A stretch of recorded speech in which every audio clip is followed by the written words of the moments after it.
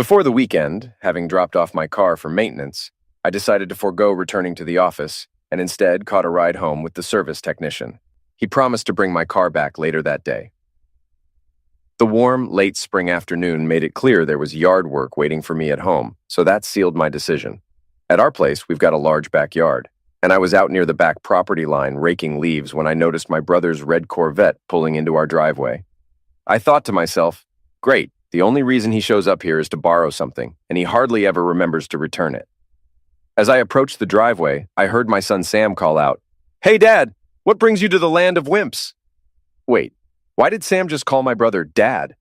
And what's this about the land of wimps? My brother responded, "I'm returning Uncle Joe's circular saw. I accidentally cut the electrical cord, so he needs to get it fixed before I can finish my project at home. Is Clueless Joe around?" Clueless Joe?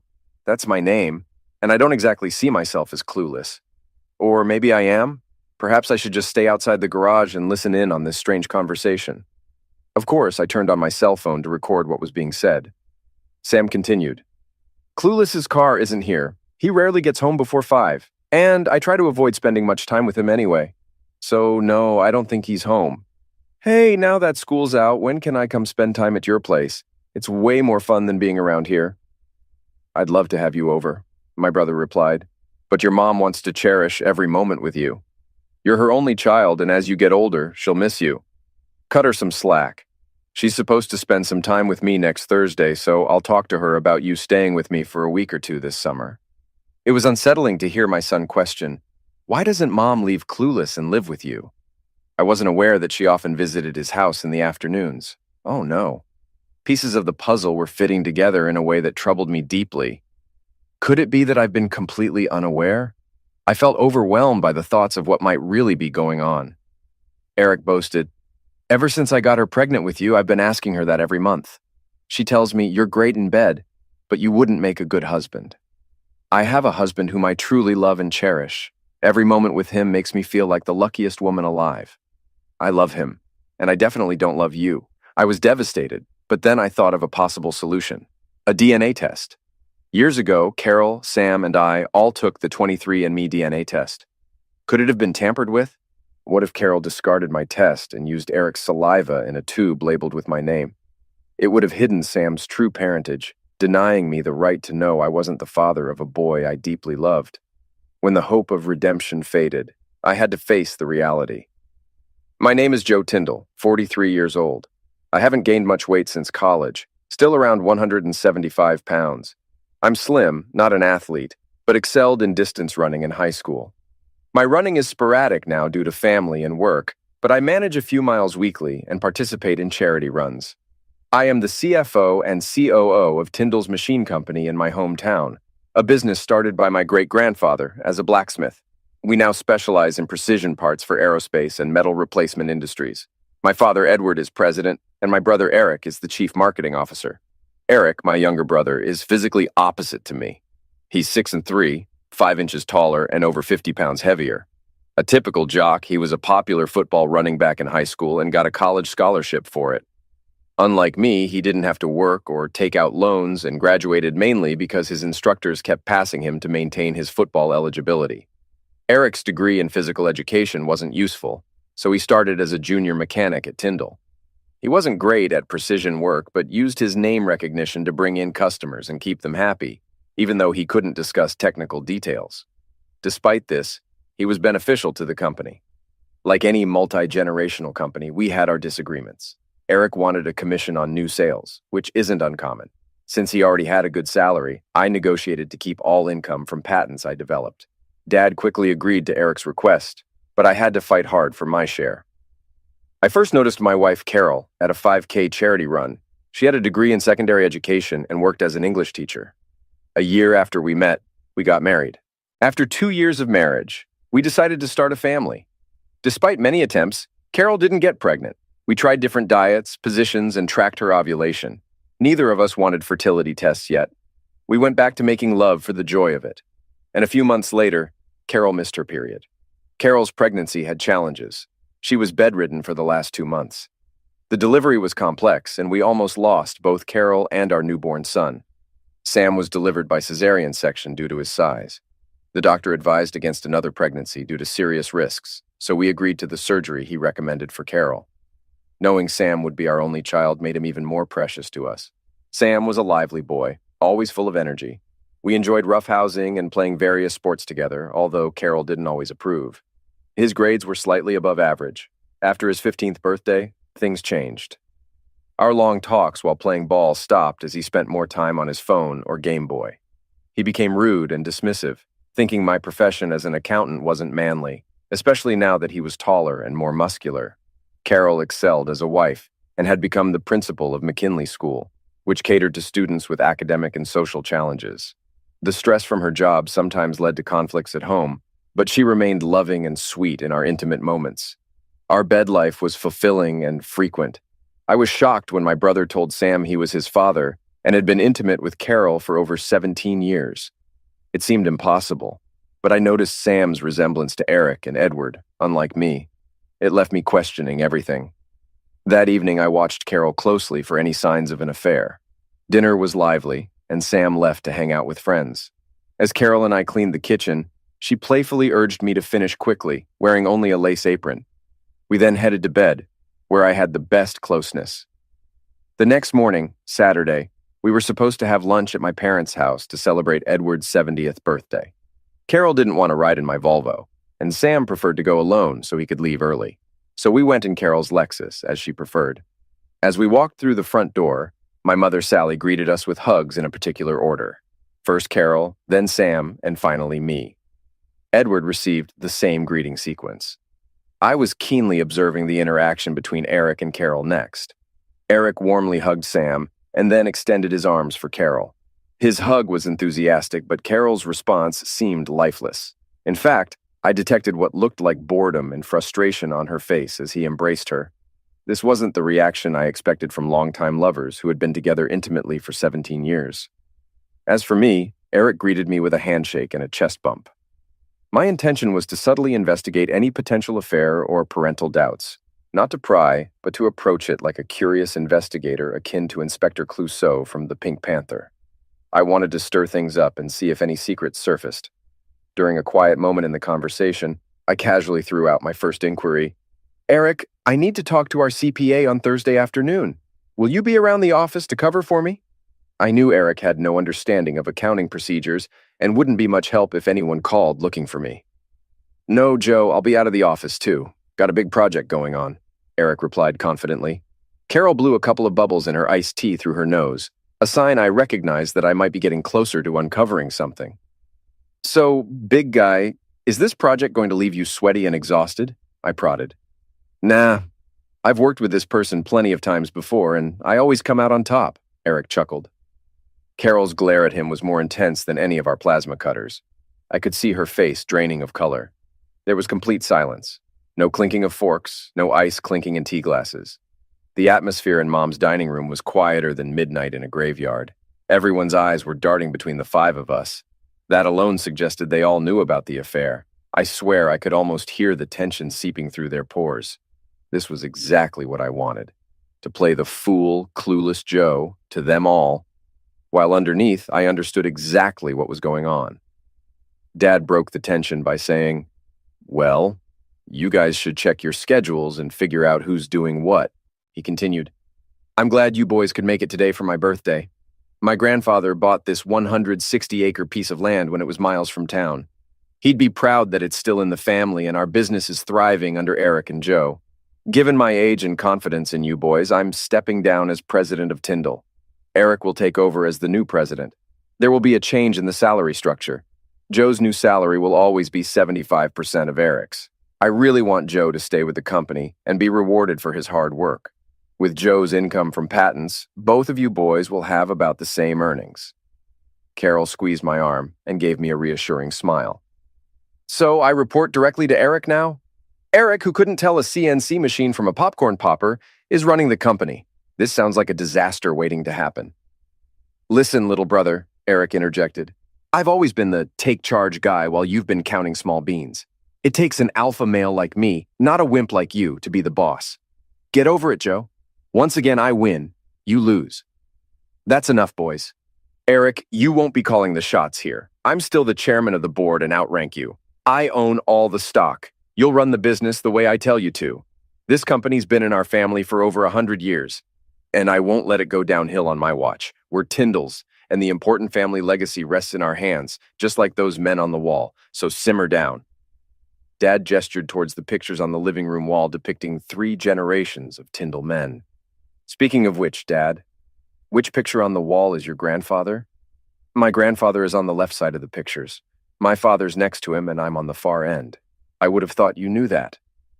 I was just confirming because I have a question.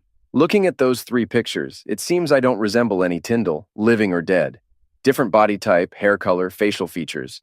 Eric and Sam look like Tyndalls, but not me. I don't get it. My mother's shoulders slumped. Her face turned ashen, matching the redness creeping into Dad's.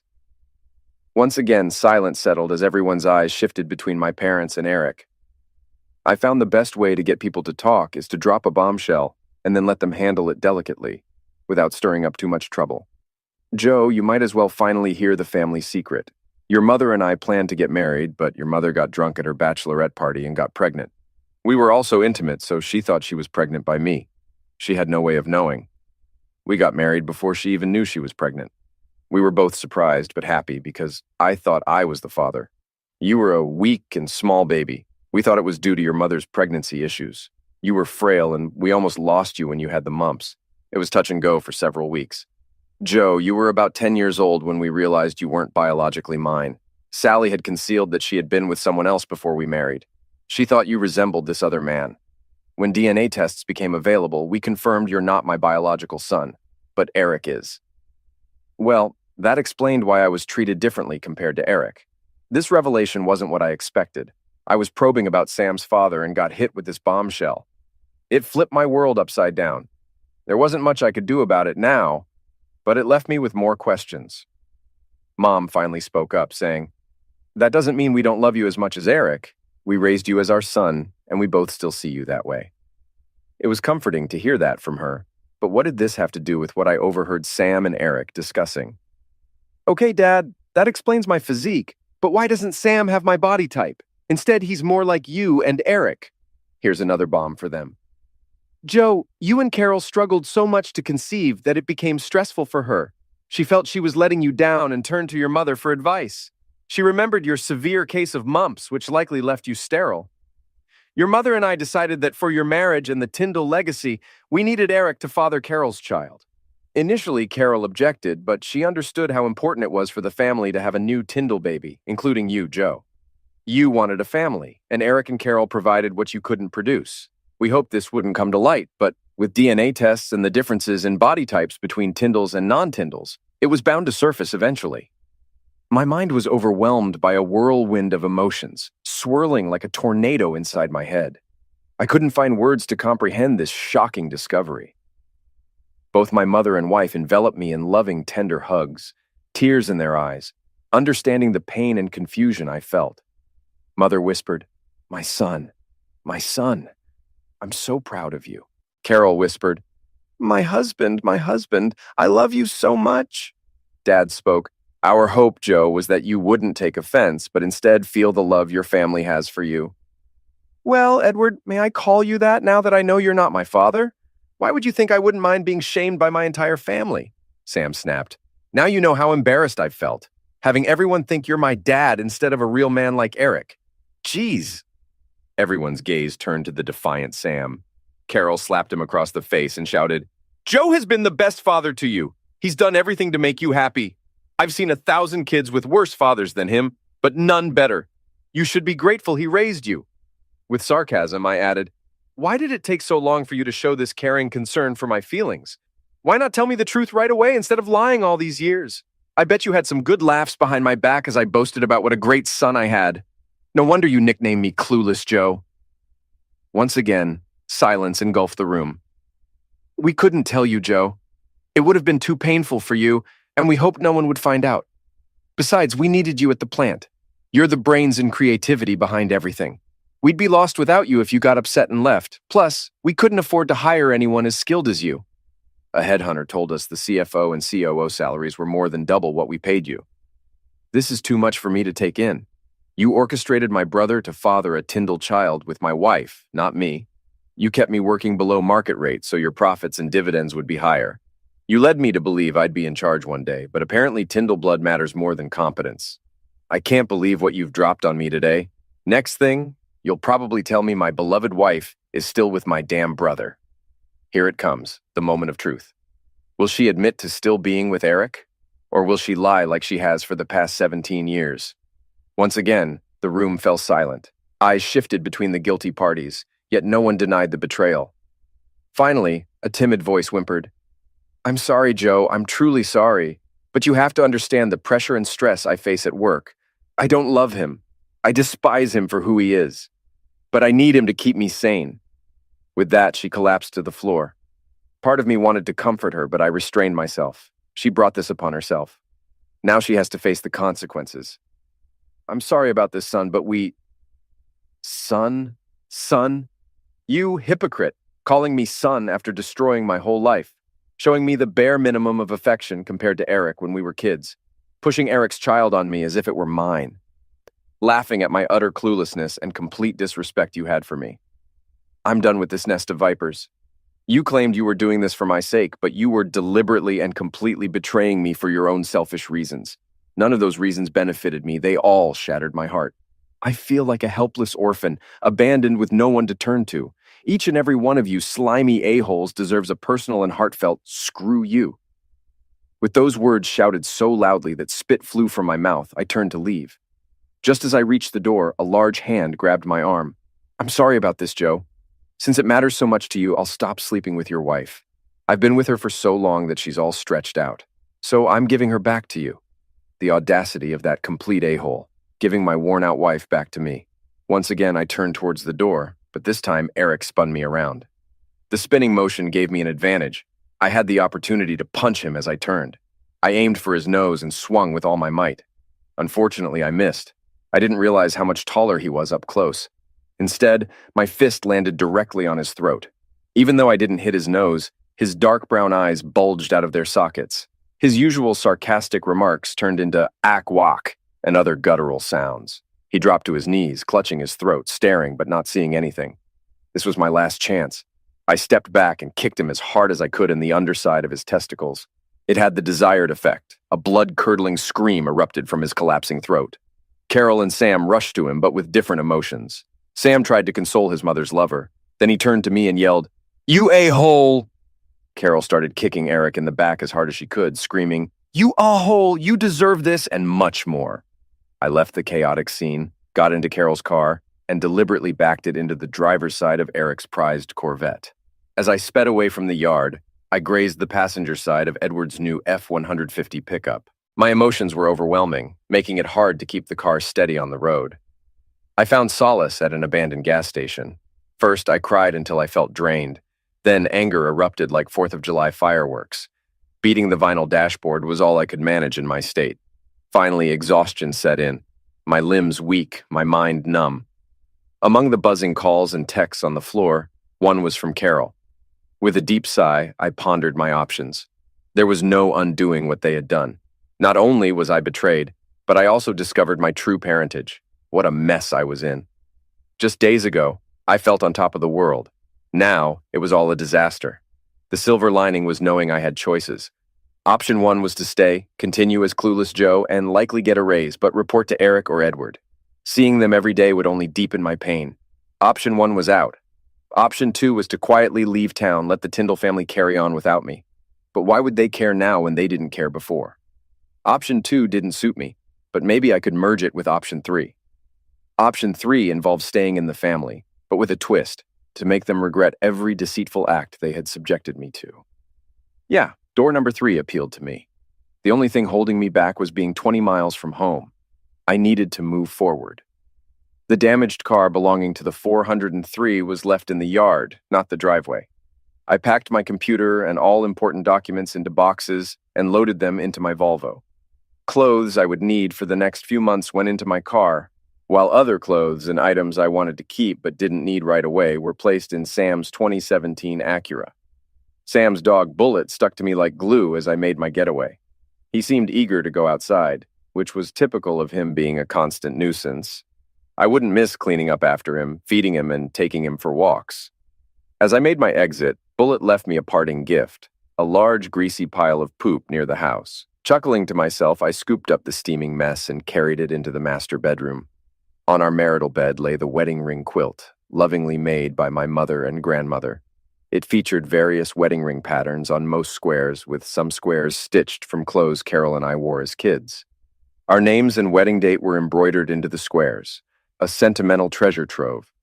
It seemed fitting to place the dog's gift in this special spot, with my wedding ring atop the pile. Carol would surely understand the symbolism. All the wall pictures of the 403 and Eric's son were stacked neatly on her cherry wood dining room table. After covering them with a towel for protection, I grabbed a hammer from my workshop.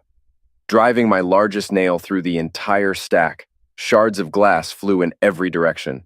With everything settled, I was ready to move on. There was nothing and no one keeping me tied to this place. I drove my loaded Volvo to an extended stay hotel on the other side of town. After unloading, I parked the Volvo at the airport and rented a car from Hertz. My plan was to disappear and avoid any contact with the snakes. The rental car took me to my new temporary home base. An Uber driver helped me retrieve Sam's car, which I stored in a unit. Once settled, I planned to sell it, as it was in my name due to Sam's speeding tickets making him uninsurable. I ordered pizza and beer to my hotel room, avoiding being seen. I focused on securing my personal finances, paying off and closing joint credit cards, and leaving Carol the equivalent of her last 2 paychecks. I took the rest and left Sam to ask his real father for his college fund. That night, I struggled to sleep, reminiscing about good times with my family. Realizing they didn't care about me, I decided to transform from clueless Joe to fearsome Joe. The next day, I visited Tyndall Manufacturing, knowing the office would be empty on Sunday. I parked my rental car away from the front door to avoid suspicion. I disarmed and rearmed the security alarm and headed to my office. As CFO, I had access to all financial accounts.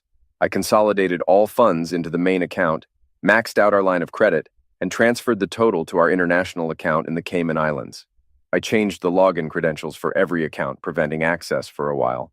I updated the postal address. I sent closing emails for utilities and services. Tyndall Men had archived every business document traditionally, but I introduced a cloud storage program 5 years ago.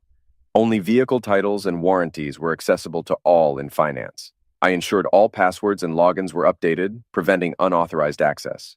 I also updated passwords for any CNC machines connected online. Next, I infiltrated Eric's office to extract any incriminating files from his computer. It didn't take long to find video files showing him engaged in various illicit activities with staff members, local wives, and of course, Carol. I copied these videos onto my thumb drive and left his computer intact, saving this revenge for later.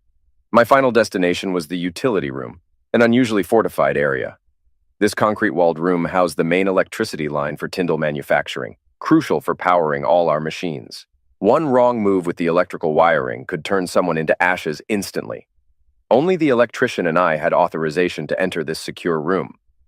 Shutting down our utility services through the electric company's bureaucracy would take a few days.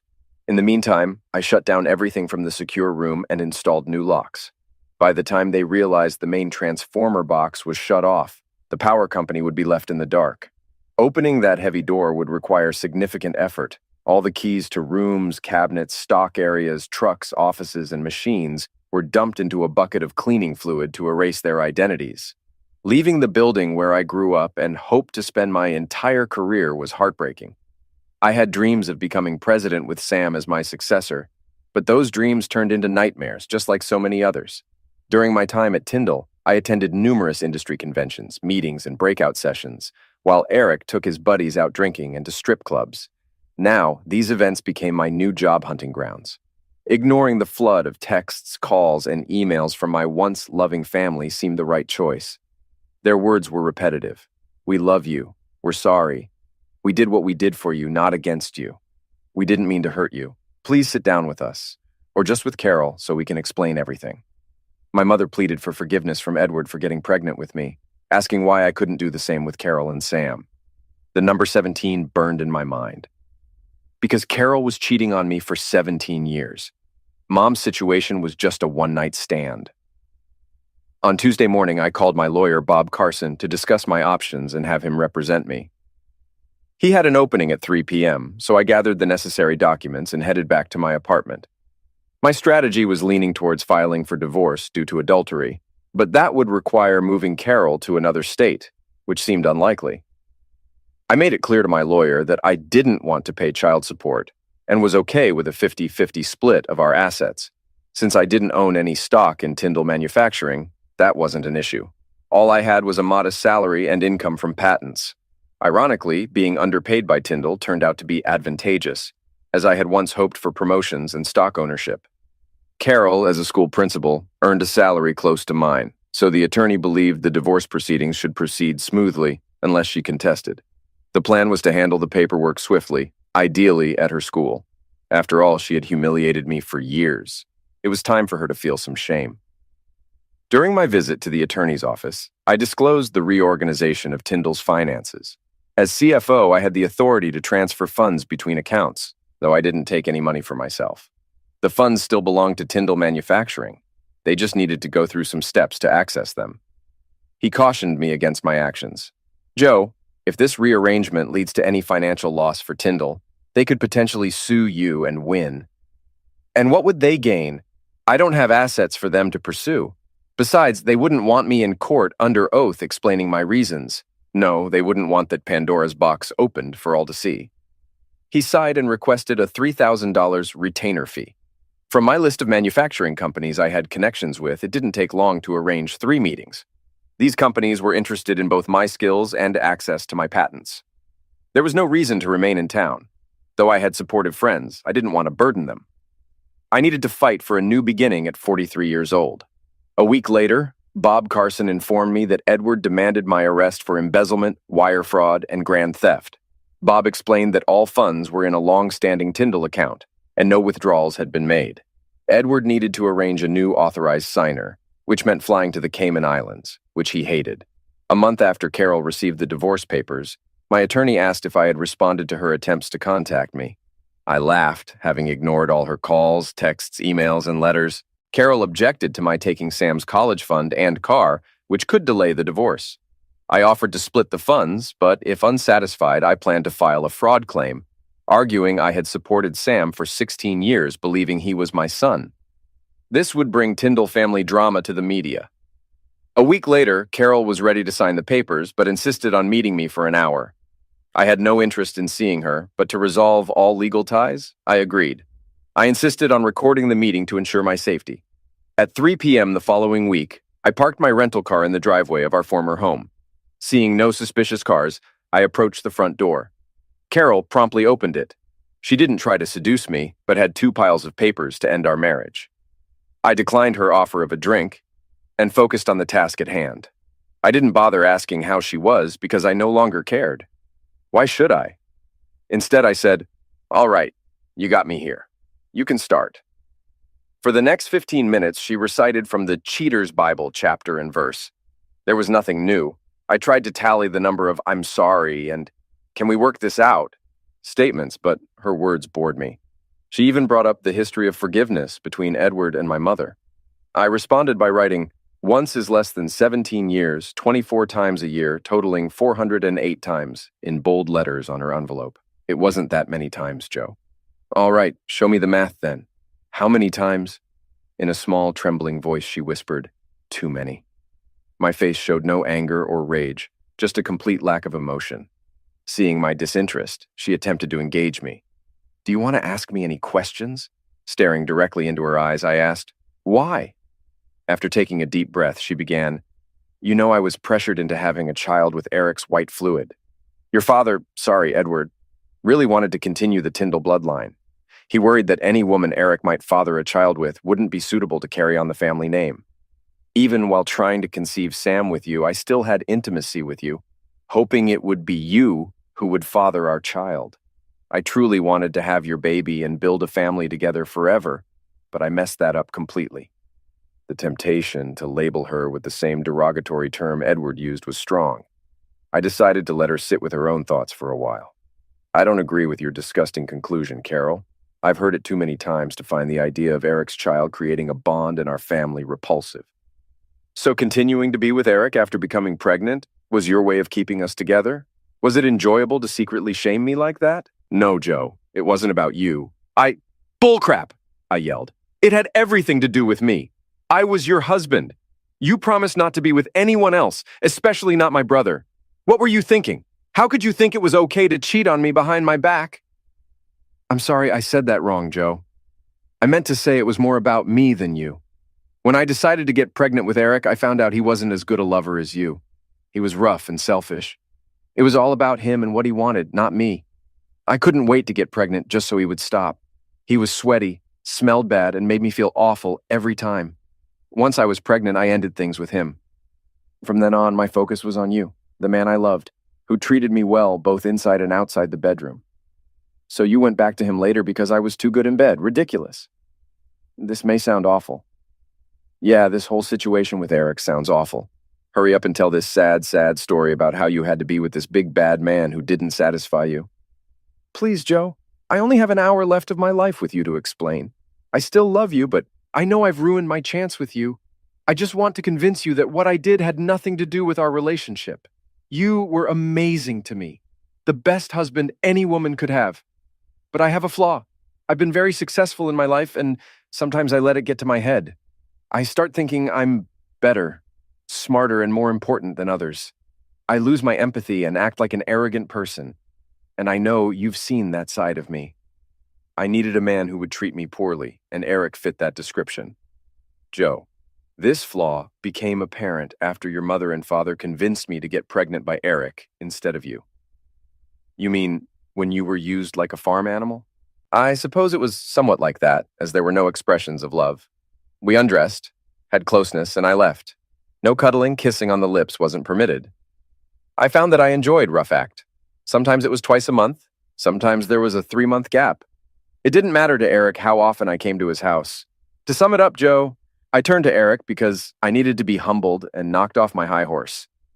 It wasn't because you were lacking as a lover, but I had an uncontrollable need for rough act. Also, I felt ashamed to ask you to treat me the way Eric did. You've always been tender and loving, treating me like royalty. I used him instead of seeking therapy to deal with my superiority complex. Looking back, I see I made a huge mistake, and I'm deeply sorry for hurting the best man I've ever known. Someday, when this is all in the past, I hope you'll remember the times we were happy together. That's quite a stretch of a story. At least now I think I know all the details, or do I? Quietly, she replied. Yes, you know everything now. Do I? Let's find out what I don't know. When was the last time you slept? The last time I was with him was when I was kicking his kidneys after the terrible time at your parents' house. Do you do him BJ every time? She nodded in response. And you swallowed all of it? Another nod. So when I came home from work and kissed you, there was still his fluid in your mouth? Absolutely not. I brushed my teeth at his place, used breath mints on the way home, and brushed again once I got home. I guess he didn't use a protection? She shook her head no. Did you ever worry about getting an STD from Eric? She just shrugged in response. Did we ever have closeness on the same day you were with Eric? She turned pale at this question. I always douched there and again at home. That didn't answer my question. How many times, Carol? Not many, Joe, but there were times when you really wanted to make love, and I didn't want to turn you away. Those days, I'd suggest BJ instead of you going down on me. Now that you've avoided the question, let's get to the real truth. Did I ever go down on you after you had closeness with Eric? I didn't keep track of that. I didn't want to hurt you, but there might have been a few times over the years when that happened. I can't give you a number, but it probably did happen. The lasagna I ate at Mama Anna's Ristorante churned in my stomach like the eruption of Mount Vesuvius. Suddenly, my previous meal erupted across the table, drenching Carol and everything around her. Leaving a trail of half-digested meat and pasta, I staggered towards the door. Carol's sobbing pierced my ears, but I didn't care. She probably didn't appreciate vomit on her carpet or dress, but oh well. My lawyer had to reprint the court documents since no one at the courthouse would touch the soiled ones. 2 weeks later, the divorce was finalized. I kept half of Sam's college fund and the car money. Carol got the house until Sam finished high school, which I'm sure annoyed him. But since he wanted me out of his life, I left with my money. I refused to pay child support since I wasn't Sam's father. If needed, I was ready to file for adultery, and sue the Tyndalls for fraud. No one wanted that kind of scandal. I was already embarrassed to be associated with them. During my self-imposed isolation, I debated whether to watch the video files I'd taken from Eric's office. I still couldn't get over Carol's affair, let alone watch two people I despised having closeness. Each file had a name, and my heart sank when I saw Sindra on one, a relatively small file. Sindra was the wife of one of my best friends, John Brown. John was a senior when I was a sophomore in high school, and despite our different social circles, he was a popular athlete, and I was more of a bookworm. I ended up tutoring him in English. He was great at science and math, but struggled with English. Over the semester, we became friends. After he graduated college on a football scholarship, he returned to our town to be near his parents. He asked me for a job recommendation, and I helped him get hired at our shop, where he excelled in math and engineering. A couple of years ago, John and Sindra went through a rough patch in their relationship. Sindra had a difficult night out with friends and ended up having regrettable closeness with someone else. She confessed to John right away, but the incident strained their marriage. They had 2 young sons, and a divorce would have been devastating. The video labeled Sindra was the shortest one. It showed her stumbling into a hotel room where a cell phone camera was set up on a dresser. She appeared disoriented and stared blankly at the bed. Eric entered and undressed her without saying a word. Initially, I thought the video had no sound, but there was simply no conversation. Eric showed no affection as he pushed her onto the bed. She grunted and appeared dazed throughout the encounter. Then Eric did something shocking that startled me. Afterward, he casually grabbed a drink and lit a cigarette. Sindra eventually gathered herself, dressed, and quietly left the room. Not a word was exchanged between them during this whole scene. John always wanted to find out what happened, and now I have some proof in case he decides to seek revenge. I invited John over to my place to talk about something really private. After a couple of beers, he asked about the secret discussion. "John, I came across a video of your wife with another guy," I said. "It looks like she was either drugged, drunk, or both. I can tell you who it was, show you the video, or both. Whatever hurts you the least." It took him a while to gather himself. Tears welled up in his eyes, and he took deep breaths. I put my hand on his shoulder but stayed quiet. "Who?" he finally asked. "Your brother, Eric. But she hates him. Thinks he's a real jerk. Why would she sleep with Eric?" "Like I said, John, she seemed out of it. I'll show you the video to prove she didn't initiate it." After watching the video, he learned the identity of the man who had slept with her after a girls' night out years ago. She didn't know his name or why they had closeness. She sobbed uncontrollably while explaining everything to John. Trying to stay calm, he asked, "Why would he do this to an employee's wife? She said it was a one-time thing and he never contacted her again." "My guess, John, is that he didn't even know her last name. He just drugged the most attractive woman he could find and took advantage. He didn't care about her name, just her body." As he stood up, John thanked me. "This helps a lot. I forgave her back then because she was so upset and sorry. Now I know the truth, but I'm not sure if I'll tell Sindra. I'll figure it out as I go. Can I keep this video, Joe?" "Sure, it's the only copy," I replied. "Would you mind if, something happened to Eric in the next few months?" "Go ahead," I said. "It might even help me, since I already punched him once. Just let me know when it happens so I can have my alibis ready." "Thanks, Joe. You're like a brother to me."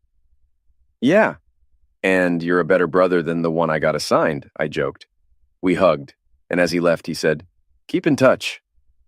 I didn't bother spending much time reviewing the videos of Carol and Eric. It wasn't worth the effort. It just messed with my head. When the time came, I decided to delete all the videos with Carol's name on them. I never wanted to see those two again. But fate had other plans. I accidentally hit play instead of delete. What I saw was more disgusting than I could have imagined. Carol was on her knees, looking euphoric facing the camera. She hadn't lied when she said her husband, family, friends, and everything else vanished from her mind when she was with Eric. It was clear she was thoroughly enjoying it. Eric was aggressively having closeness with her, holding a dog leash around her neck with one hand and gripping her hair with the other, pulling her head up to the camera. Between gasps, he ordered her to bark like a dog. And of course she did. Seeing the woman I once loved degrade herself like this was devastating.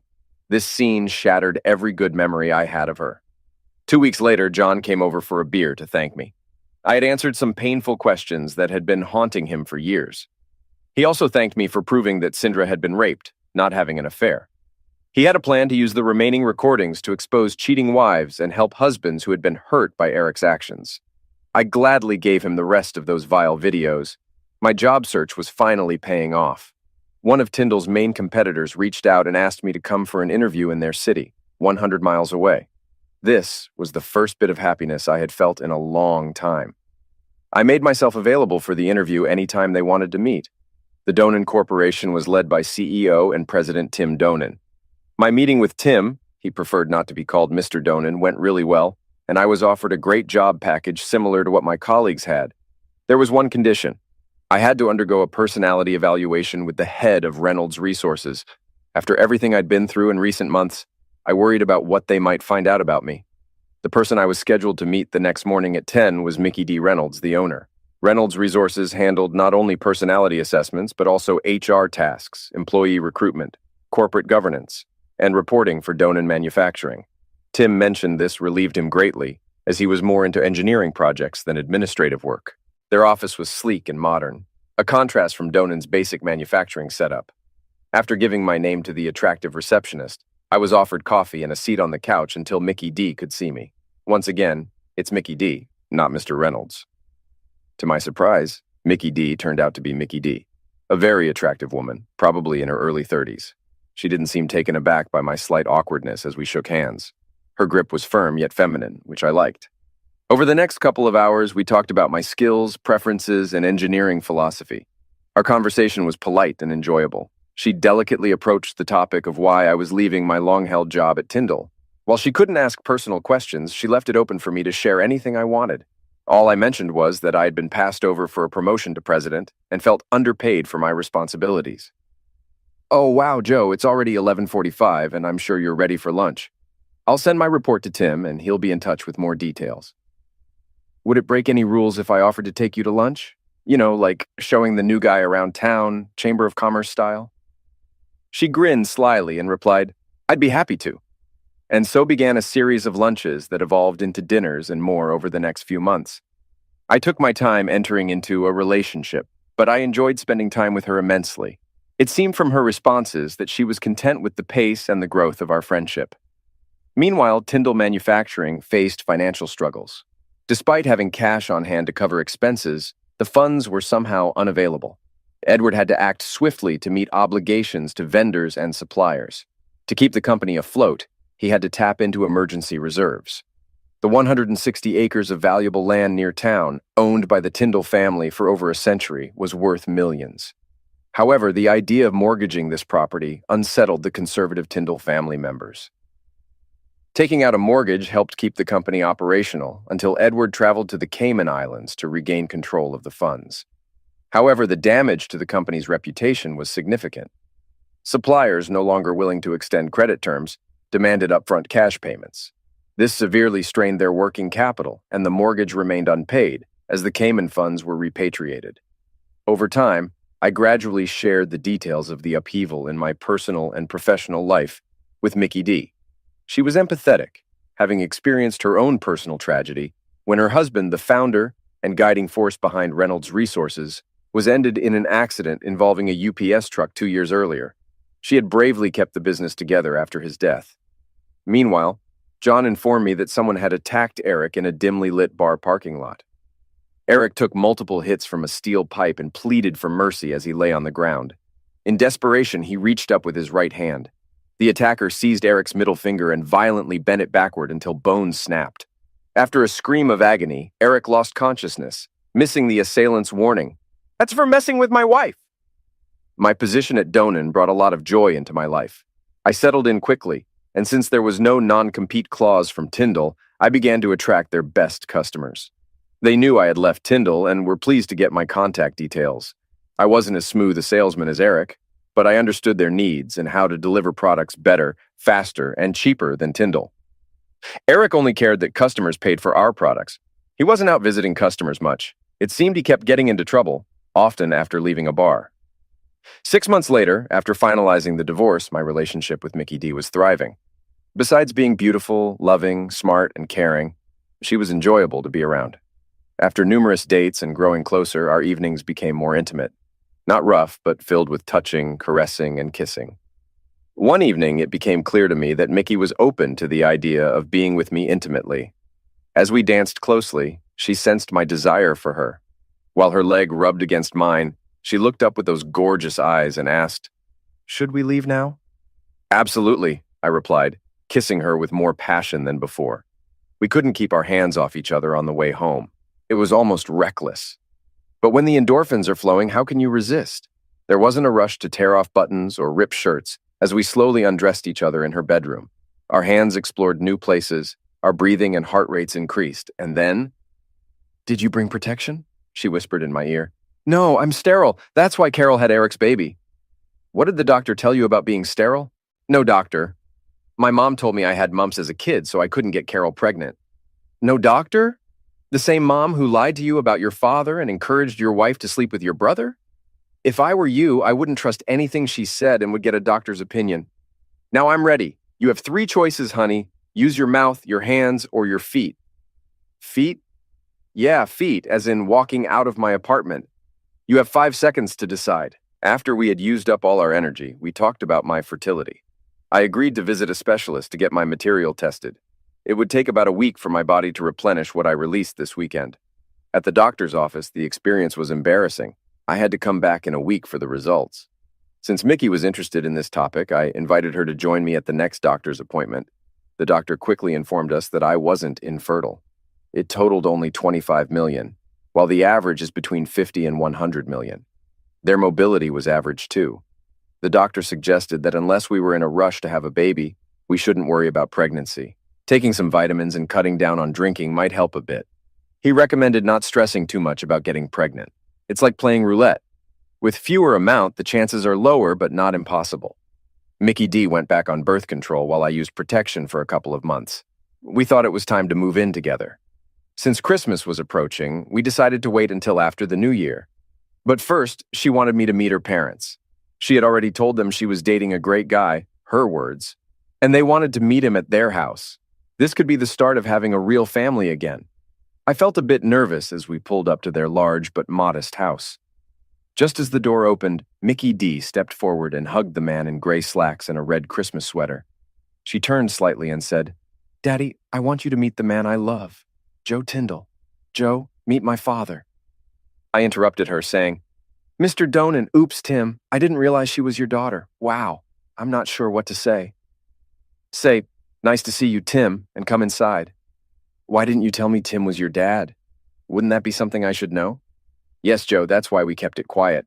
I needed to see if you liked me for me, not for any inheritance. And I didn't want you facing gossip from employees about dating the boss's daughter and heir to the company.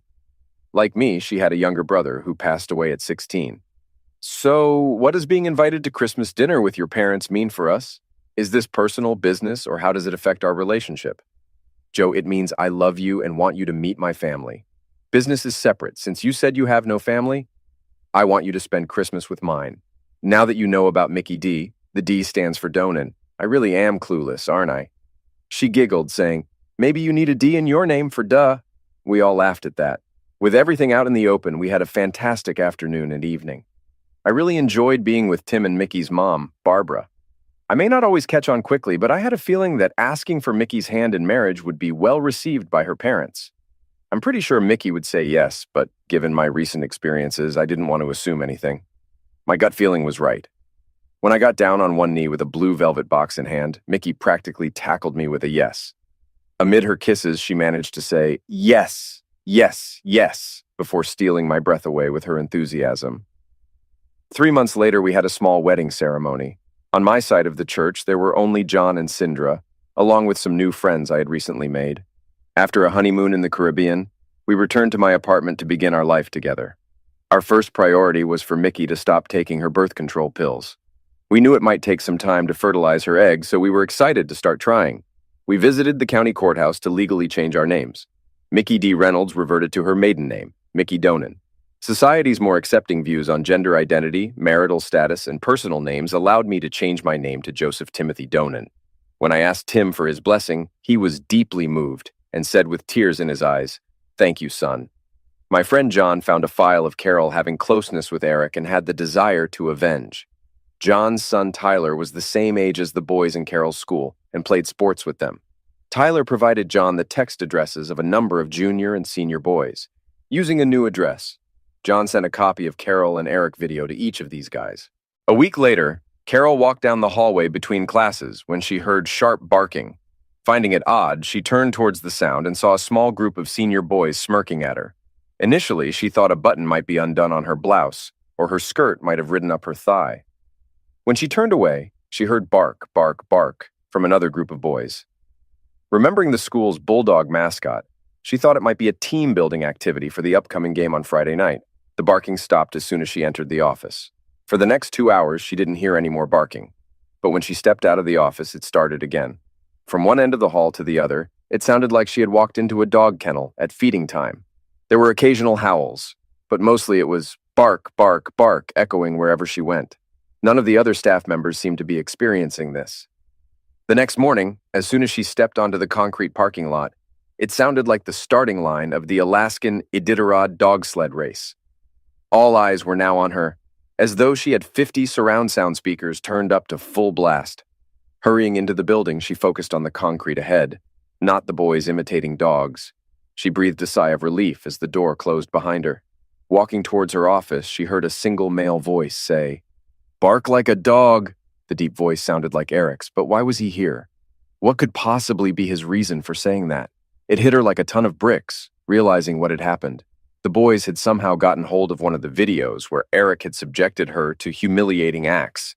She skipped over how the video got out and went straight to worrying about the consequences. Her job, her career, her dignity, all of it at risk of being torn apart. She hurried into her office and slammed the door shut, wondering if her staff members were smirking because they knew. Who else had seen the video?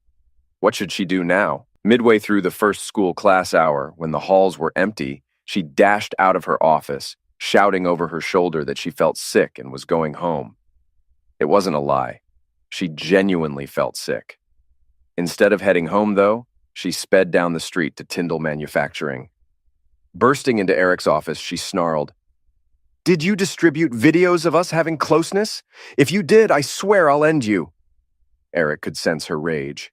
He quickly stuttered, "No, I have them all right here. I'm the only one with access." He patted his computer and pulled up the file. "You idiot. You've been hacked. They've gone viral and my life is ruined. Could things get any worse?" Sobbing and moaning, she collapsed to the floor. Not knowing what else to do, Eric rushed to his father's office, and together they hurried back to Carol, who was still in distress. The two decided to take her home, close the door, and get back to work. 5 years later, Carol had to step down from her principal position because she had lost the respect of her staff, students, and the school board.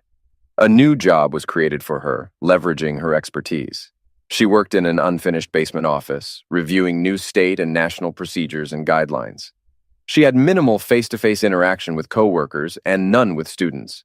With greasy, unwashed hair and wearing flannel pajama bottoms paired with fluffy slippers, she arrived at the building at 6 a.m. and left an hour before school ended. Her notoriety left her isolated socially, forcing her to travel out of town for groceries. Sam, her son, often got into fights, provoked by classmates calling his mother Lassie the Wonder Dog.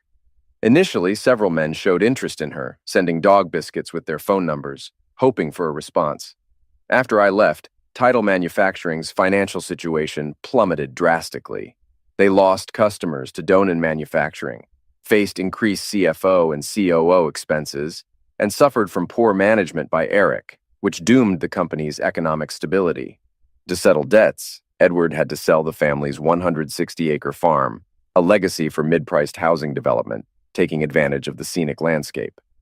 A business broker found a buyer for the company, marking the end of the family business.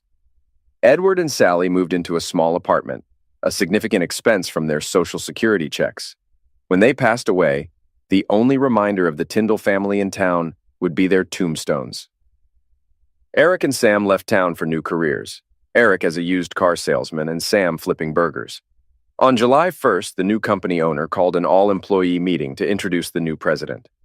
Edward and Eric were notably absent. The new shop foreman, John Brown, captured the crowd's attention and announced, "Ladies and gentlemen, meet our new president, Mr. Joe Donan." The staff was relieved to learn they were acquired by a competitor rather than a large conglomerate that might liquidate assets and lay off everyone. The biggest surprise came when I emerged from the office. People murmured and stared, recognizing me but not by this name. "Hey everyone! It feels good to be back here. Did you miss me?" The crowd responded with a loud roar. I guess Eric didn't think he was as great a president as he thought he was. After reassuring all the Donen manufacturing employees about the expected growth and utilization from the former Tyndall manufacturing, the employees started chanting Donen, Donen, Donen. Of course, from now on, the name on the building and your paychecks will be Donen Manufacturing. More cheers followed. Thank you for the warm welcome. I'm confident this will be a positive change for all of us. Now, let me introduce you to my family. My wife, Mickey D., and our son, Timothy Joseph Donen. Yes, DNA confirmed he is my son. He is my